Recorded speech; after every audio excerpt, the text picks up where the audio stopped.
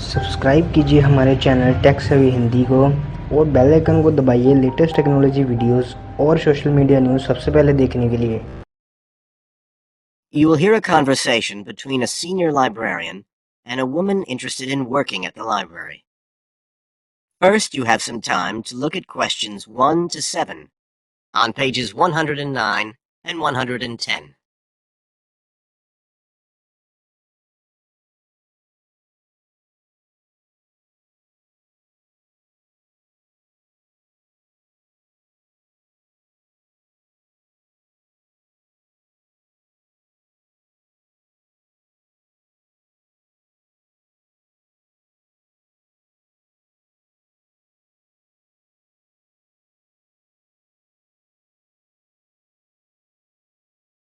You will see that there is an example which has been done for you. On this occasion only, the conversation relating to this will be played first. I'm interested in doing some work for the library. Are you the person to speak to?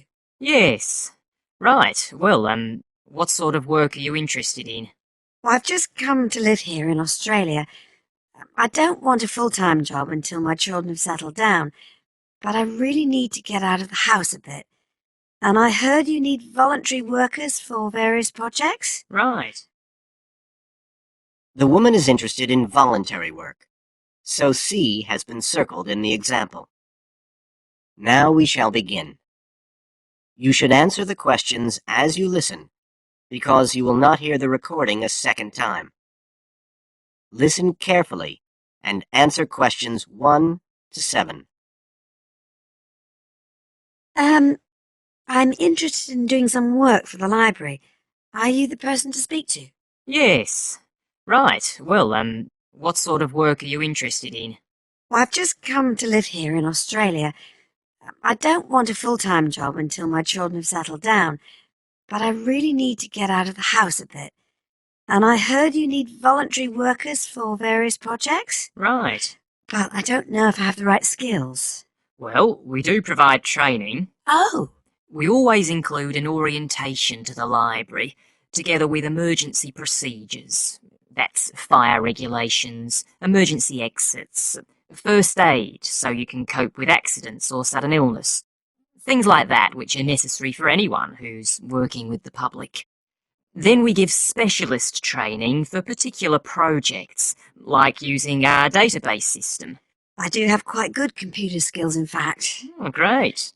Is there any sort of dress requirement? Well, all staff have to wear a name badge, so they can be identified if they go outside the staff-only areas. But apart from that, there aren't many regulations. We ask you to sign in and sign out for insurance purposes, but that's all. How about transport? Do you live locally? Well, not too far away. I'm at Porpoise Beach. My husband needs a car during the day, but it's only about 20 minutes on the bus. In fact, we can reimburse part of your travel expenses in that case. Oh! Would that be the same if I came by car? No, because parking is such a problem here. One thing we are looking for, though, is someone who can drive a minibus. No problem. So, do the projects involve going outside the library? Some, yes, but not all. We've just finished one which involved working with photographs taken of the area 50 or 100 years ago.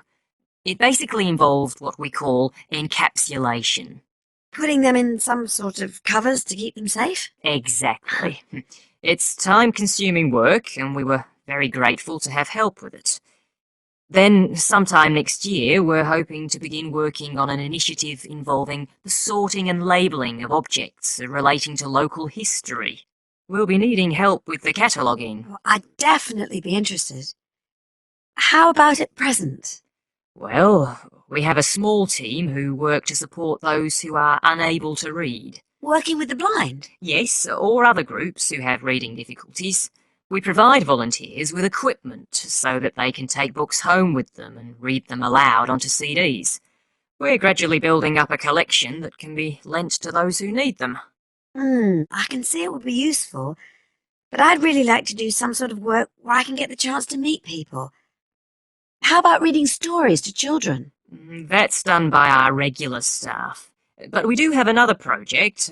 It's a very long-established scheme which involves helping those who are unable to have direct access to the library. Oh, I noticed someone with a trolley of books when I was at the hospital last week. That sort of thing. That would have been one of ours, yes. It's one of our most popular services. Lots of people who wouldn't dream of going to the library normally, or when they're at home, borrow a book when the trolley comes round the ward. I can imagine. Yes, I'd definitely be interested in that.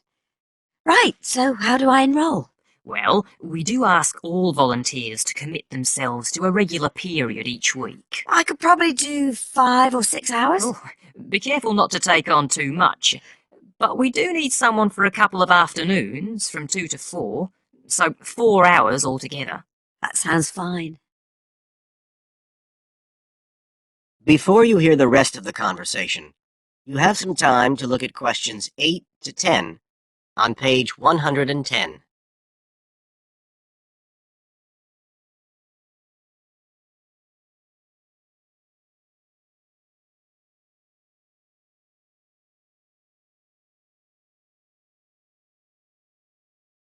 Now listen and answer questions 8 to 10. Right, so here's the application form. It asks the usual questions, name and address and telephone number. You also need to fill in details of who we should get in touch with in case of any accident or problem like that. We do need to have that filled in. And there's a space for the date of birth, but that's only if you're over 75, so we won't worry about that. No. Oh, it asks for qualifications. Do I need to provide certificates? They're not necessary. We'll need the names of 2 referees, not relatives or family members, obviously. What else? Signature of parent or guardian. That won't be necessary, as I assume you're over 18. Yes. What's this? It says civil conviction check. That's a document we have to provide by law for those working on projects involving children, so we won't need it in your case. But you will need to sign this separate document. That's a copy of commitment. It's basically an agreement to work according to the library guidelines. So, if you'd like to fill this all in, you can do it here or take it home, whichever you prefer. I'll take it home if that's okay. Right, well, thank you for your time. That is the end of section 1. You now have half a minute to check your answers.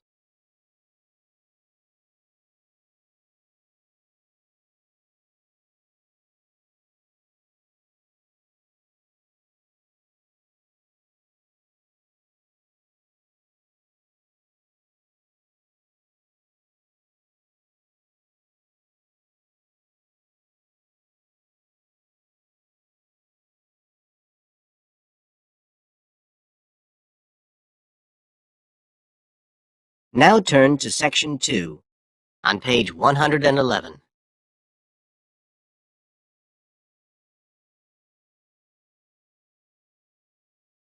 Section 2.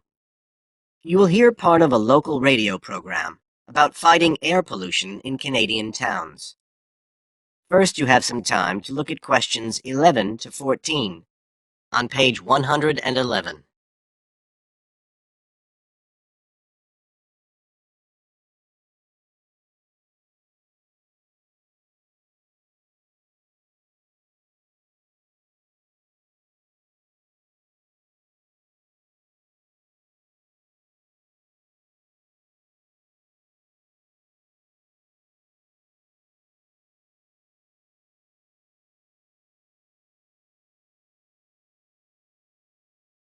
Now listen carefully and answer questions 11 to 14.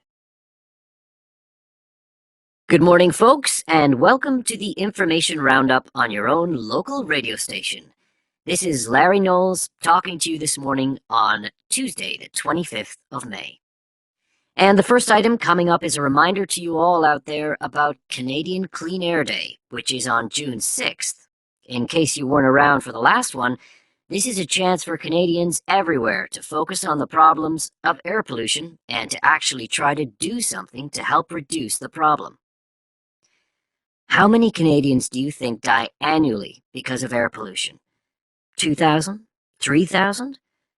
Well, the rate is a staggering 5,000, and it's likely to grow unless we do something. And it's this concern with your health that's the driving force behind the government campaign that is sponsoring Clean Air Day. So what causes air pollution in the first place? Well, the transportation sector accounts for 27% of all greenhouse gases produced in Canada. It's also the biggest source of that thick, polluted air from traffic fumes that we call smog. And it's the tiny particles and ground-level ozone in smog that are the main causes of health problems and even deaths across the country. Of course, it's worse in the big cities, but researchers have only recently realized that all you need are low levels of air pollution to seriously damage your health, so we're all at risk. You now have some time to look at questions 15 to 20 on page 111.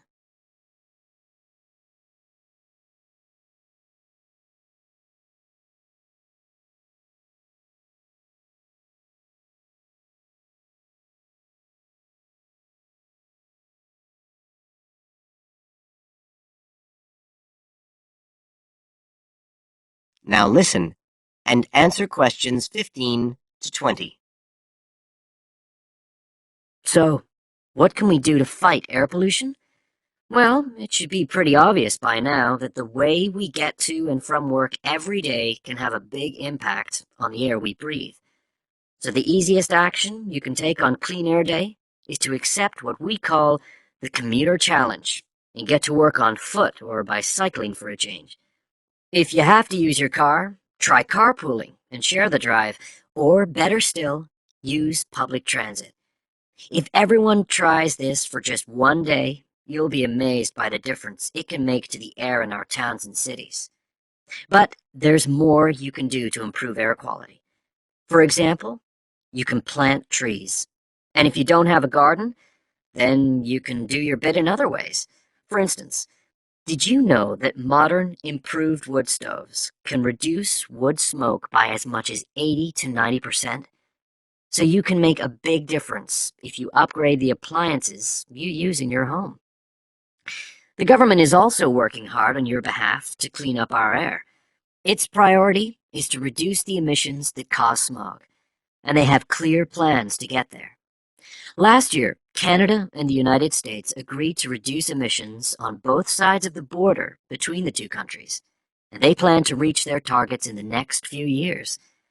The government's also taking action to get cleaner fuels. It's already reduced the sulfur contained in gasoline, and it hopes to reach the reduction target for sulfur in diesel by next year. But the measures don't just focus on the motorist. The federal government's also working to reduce emissions from power plants and factories right across the provinces. You can find out all about government action and all the plans for Clean Air Day events. That is the end of section 2. You now have half a minute to check your answers.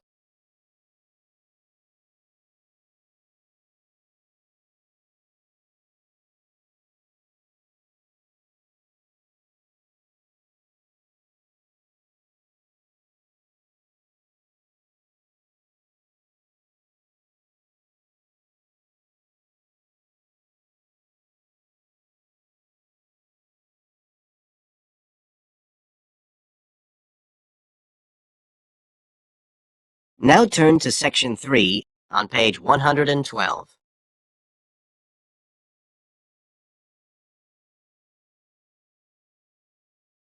Section 3. You will hear two geography students, Jack and Katie, talking about a field trip to Kenya in Africa. First, you have some time to look at questions 21 to 24 on page 112.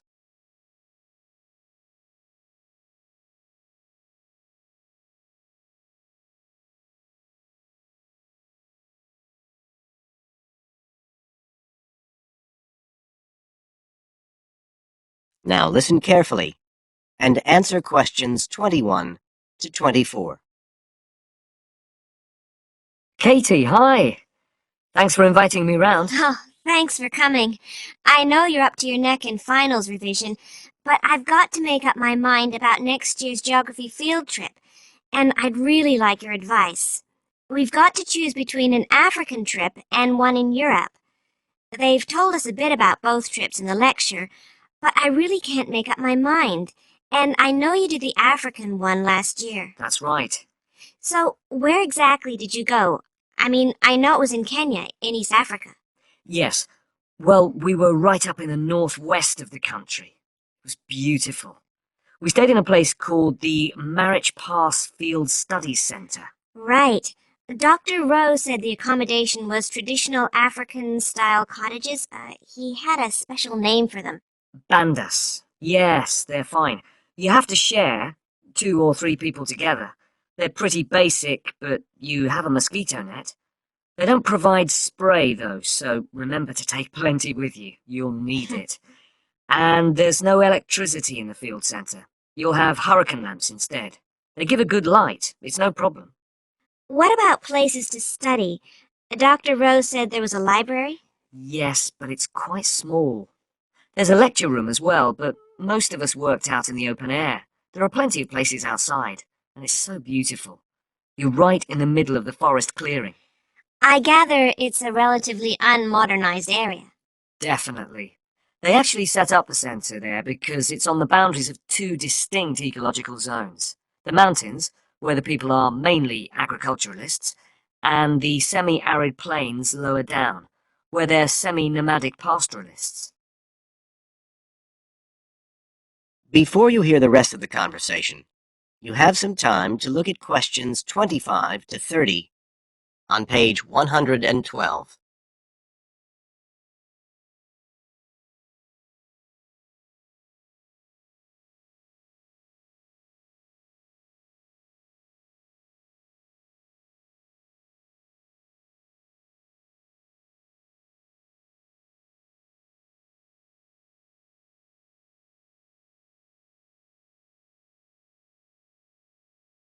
Now listen and answer questions 25 to 30.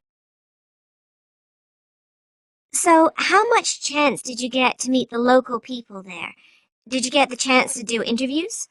Yes, though we had to use local interpreters, but that was okay. Then we did field observation, of course, looking at environmental and cultural conditions, and morphological mapping. What's that? Oh, looking at the surface forms of the landscape, the slope elements and so on. What about specific projects? Yes, after the first 2 or 3 days, we spent most of our time on those. We could pretty well do what we wanted, although they all had to relate to issues concerned with development in some way. People did various things. Some were based on social and cultural topics, like the effect of education on the aspirations of young people, and some did more physical process-based studies, looking at things like soil erosion.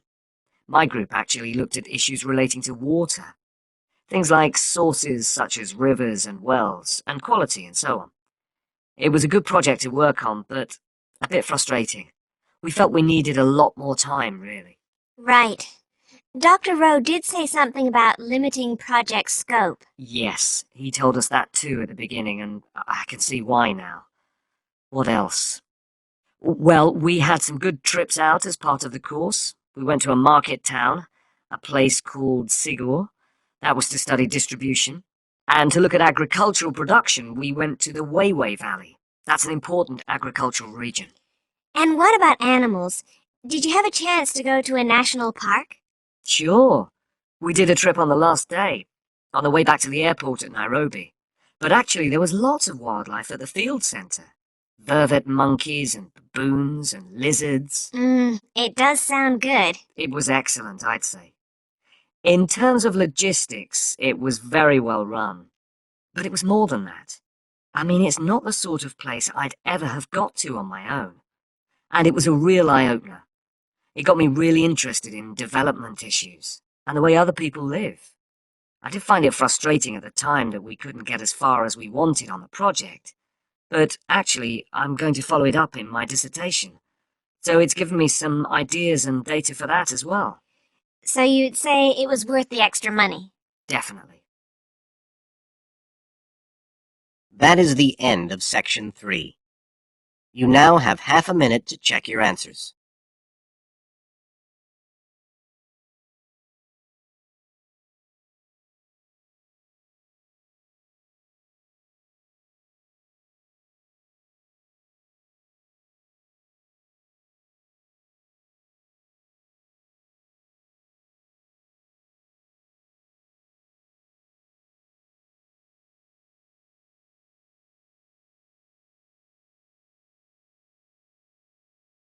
Now turn to section 4 on page 113.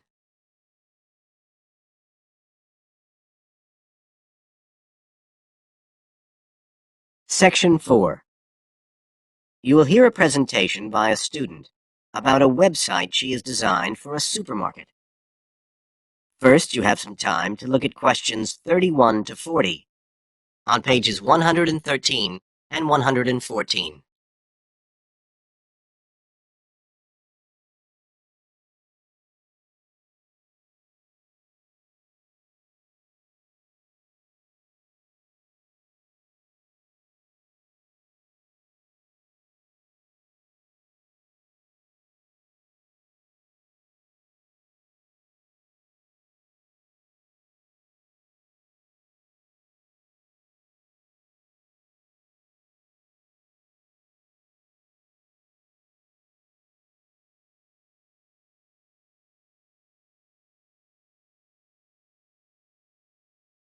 Now listen carefully and answer questions 31 to 40. For my website design project, I decided to approach SuperSave supermarkets because I have an evening job at the supermarket, so I already have a slight insight into their organizational goals and workings.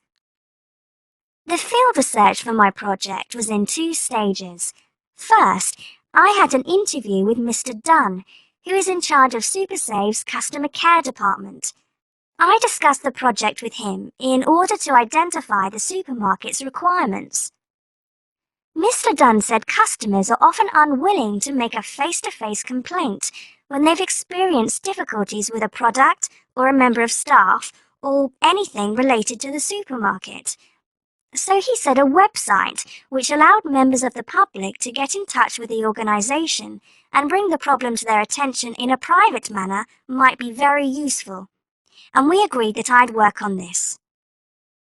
For the second stage of my research, I devised a questionnaire to put to SuperSave customers. I needed to find out about the customers' experiences of problems, together with their attitudes towards making complaints, both directly and indirectly. I used a mixture of closed questions, such as, have you ever experienced a problem at any SuperSave store? And open questions, such as, what would you find helpful about a customer complaint website? I decided to do interviews rather than rely on distribution of the questionnaire, as I felt this was likely to lead to a higher take-up rate. I visited 4 SuperSave stores, 2 in the city centre and 2 in the outskirts, and altogether I interviewed 101 respondents. Then finally, I analysed the results. I found the results of the questionnaires to be very informative. I found that out of the total number of customers investigated, 64% had at some stage encountered a problem in a SuperSave store. Out of these people, the vast majority said that they hadn't reported the problem to any member of staff. They just kept it to themselves. The next thing I tried to find out was why they hadn't complained. Well, about 25% of the people I interviewed said the reason was that they couldn't be bothered, and a slightly smaller percentage said that they didn't have enough time.